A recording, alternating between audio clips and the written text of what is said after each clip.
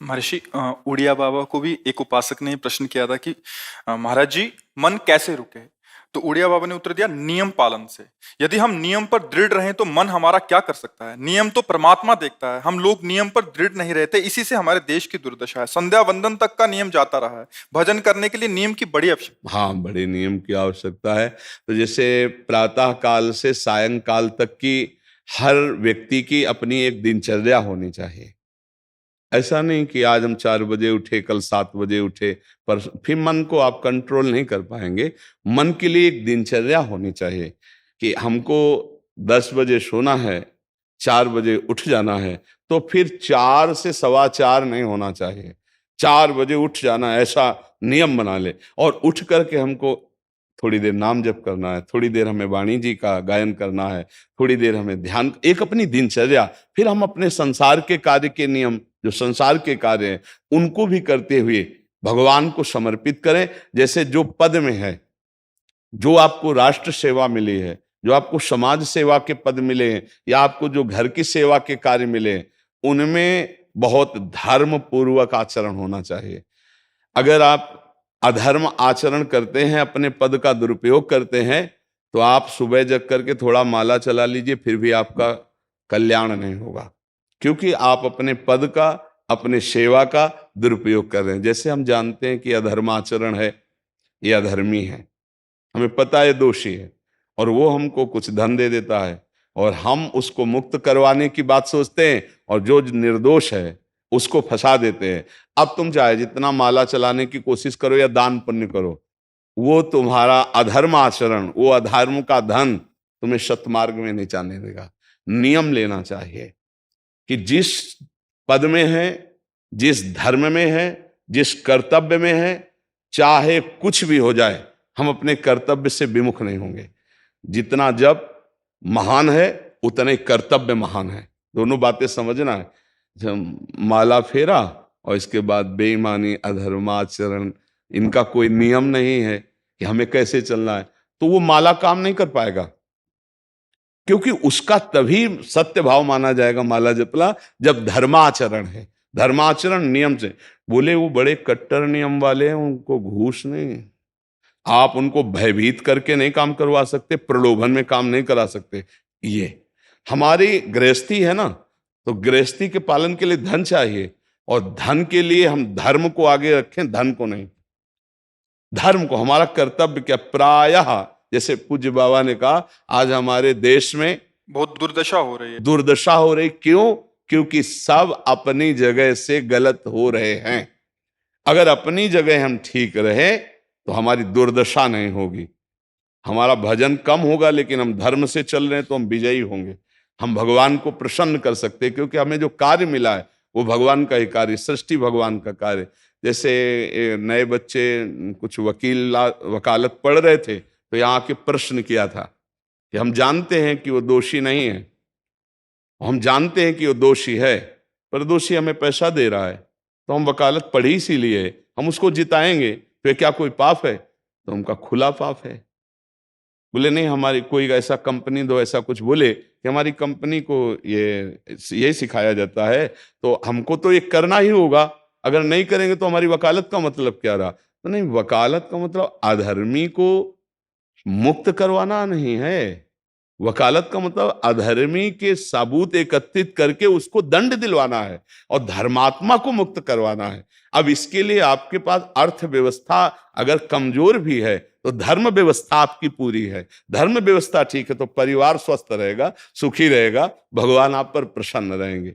अच्छा, फिर हमने तर्क रखा कि जैसे आपकी बहन के साथ कोई गलत व्यवहार करे, आपको पता है, और वो आपको 10 लाख रुपया घूस दे, तो क्या आप उसका पक्ष लेंगे? नहीं। तो फिर दूसरी बहन के साथ किया है। अब यहां विचार करना है ना, अपने भाई का अगर कत्ल किए हो, मुझे पता हो कि ये दोषी है, तो क्या हम पैसे से उसको मुक्त करने देंगे? लगेगा कि जान की बाजी लगा देंगे, और तुम्हें हम, ऐसे ही एक गरीब आदमी की किसी ने हत्या की है, तो आपका पक्ष बनता है। पर यह ज्ञान कहां मिलेगा? बिना अध्यात्म के ये ज्ञान तो मिलेगा नहीं। ज्ञान तो इस बात का मिला कि कैसे पैसा कमाया जाए। अच्छा, वो पैसा यदि अधर्म से आया है तो आपकी दुर्दशा कर देगा, आपकी बुद्धि भ्रष्ट कर देगा। तो जो बाबा कह रहे हैं कि आज हमारे समाज की बड़ी दुर्दशा हो रही, उसका कारण यही है कि हमें अध्यात्म का ज्ञान नहीं, हमें धर्म का ज्ञान नहीं, और बड़ी बड़ी गलतियां हो जाती है। बिल्कुल पता है आदमी निर्दोष है और हम धन के प्रभाव से उसको दंड दे देते हैं। वो दंडा भगवान जब आपको पलट कर देंगे तो आप सह नहीं पाओगे, उसका परिणाम बहुत बुरा होता है। तो इसलिए समाज को चाहिए अपने अपने कर्तव्य का पालन करते हुए एक नियमावली बना ले। जैसे कुछ दुकानों का नियम होता है कि वहां फिक्स रेट होता है, नहीं होता? वहां ये नहीं चलेगा कि कसम से कहते हैं कि तुम्हें हम अपना जान करके कि 100 रुपया मीटर ये मिला है, हम बिल्कुल मुनाफा नहीं ले रहे। नहीं, झूठ क्यों बोल रहे हो? दुकान खोले हो मुनाफा के लिए, झूठ क्यों बोल रहे हो? नहीं लेंगे मुनाफा, हम जितने का लाए हैं उससे मुनाफा लेंगे, पर 120 रुपया मीटर देंगे, कपड़ा बढ़िया है, नाप फिट है, इससे नीचे नहीं उतरेंगे, हमें सफाई देने की जरूरत नहीं है कि हम कसम खाते हैं या ऐसा। हम जानते हो ये बिजली है, दुकान है, नौकर लगे हैं, तो इसका मुनाफा लेने के लिए दुकान खोलें, कोई दान करने के लिए तो नहीं। तो सबको पता है मुनाफा लेगा, लेकिन एक फिक्स दाम, उसे 10-20 रुपया का मुनाफा लेकर के हम उसको बेच रहे हैं। लेकिन झूठ क्यों बोले? बोले झूठ के बिना धंधा नहीं चलता। नहीं, ऐसा नहीं है।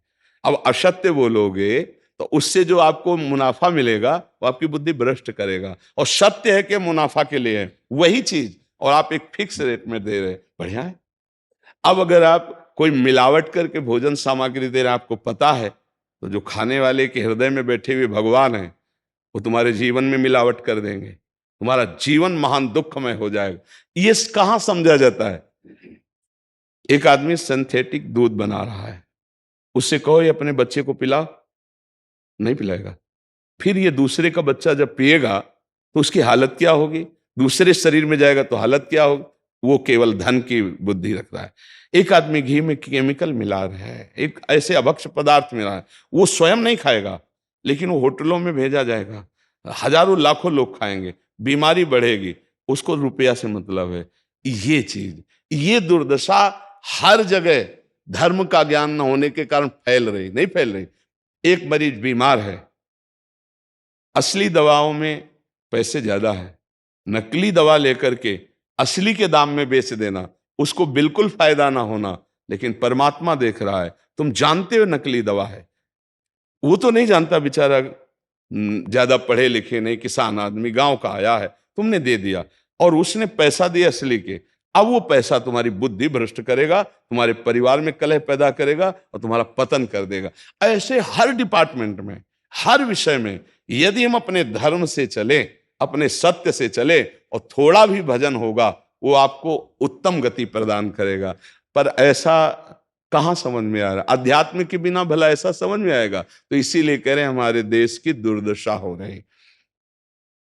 पूर्वजों में पहले यह था कि हमारा धर्म नहीं जाना चाहिए चाहे प्राण चले जाएं, हमारा चरित्र नहीं जाना चाहिए चाहे सर्वस्व नष्ट हो जाए। आज इसकी कोई परवाह नहीं, तो उसी से बुद्धि भ्रष्ट हो जाती है, जीवन एक पशुवत आचरण वाला हो जाता है, और वो अपने को बड़ा सुखी समझने लगते हैं कि हमारे पास बड़ा वैभव है। लेकिन प्यारे, उस दिन को याद करो जिस दिन तुम्हारा आखिरी समय होगा, ना तुम्हारा फार्म हाउस जाएगा, ना महल तुम्हारा जाएगा, ना बैंक बैलेंस जाएगा, ना कोई व्यक्ति, और ना ये शरीर। अब तुम्हारे कर्म तुमको भोगवाएंगे। उस समय की कौन याद करता है? अगर उस समय की याद हो तो भय लग जाए कि नहीं नहीं, पाप नहीं करूंगा, क्योंकि जाना है यहां से। अच्छा, कब जाना कुछ पता नहीं, किसी भी समय ट्रांसफर हो सकता है इस शरीर से। तो हमें लगता है कि महापुरुषों के जो वचन हैं कि हमें एक नियम से जीवन जीना चाहिए, धर्म पूर्वक जीवन जीना चाहिए, अपने कर्तव्य का पालन करना चाहिए। जो हमारे लिए कर्तव्य, आज प्रायः धन प्रधान बुद्धि होने के कारण कर्तव्य स्वाहा हो रहा है। एक विद्यालय में विद्यार्थी के लिए जो गुरु पद में बैठा, उसका क्या कर्तव्य है? वो अपने कर्तव्य को भूला हुआ है। भला छोटे छोटे विद्यार्थियों को, जिनकी नींव पूरे राष्ट्र सेवा में, समाज सेवा में ये बन सकते हैं, अगर उनको हम सही शिक्षा नहीं दी तो उनका पूरा जीवन बर्बाद हो जाएगा। अगर उनको हम गलत सपोर्ट कर दिए तो उनका पूरा जीवन बर्बाद, क्योंकि नया जीवन है। और जगह जगह अपने अपने कर्तव्यों का यदि पालन किया जाए तो पूरा समाज सुखी हो जाए। लेकिन कर्तव्यहीनता आ रही, कोई अपने कर्तव्य को नहीं समझ रहा है। तो यही बात महापुरुष जनों को दुख लगता है कि अगर सब अपने कर्तव्य का पालन करें, धर्म का पालन करें, भगवान का नाम जप करें तो सब सुखी हो जाए। सुख सब चाहते हैं और आचरण दुख वाले करते हैं, इसीलिए सुख नहीं मिल रहा है, परिणाम में हमें दुख मिल रहा है। सच्ची मानना, वो रुपया पूरे परिवार में अशांति पैदा कर देगा। और धर्म पूर्वक 100 रुपया लाओगे और 4-5 परिवार के बैठ के नमक रोटी खाओगे, आनंद से सोओगे, बड़ा प्यार रहेगा, भगवान की कृपा रहेगी। पर ये बात समझ में नहीं आती है।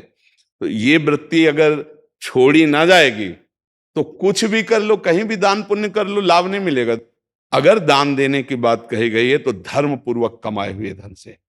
अगर आप मेहनत से कमाए हो ना, 10 रुपया दे दोगे ना, तो 10 रुपये का वो आटा लाके अगर 2 रोटी खाएगा तो खूब वजन होगा। और आप 1 लाख रुपया बेईमानी का रख दोगे ना, तो बैठे बैठे वो गंदा ही सोचेगा, भजन नहीं होगा। उसका गंदा सोचना और आपका गंदा करना, दोनों मिल करके, उसके कारण भी तो आप बने ना, तो आपका ही पतन हो जाएगा। उसको तो भगवान बचा लेंगे क्योंकि भगवान की शरण में है। तो मुझे लगता है अधर्म के धन से कभी किसी को लाभ नहीं मिलता। तो अपने कर्तव्य का पालन करते हुए यदि नाम जप किया जाए तो बहुत जल्दी हमको लाभ प्राप्त हो जाए।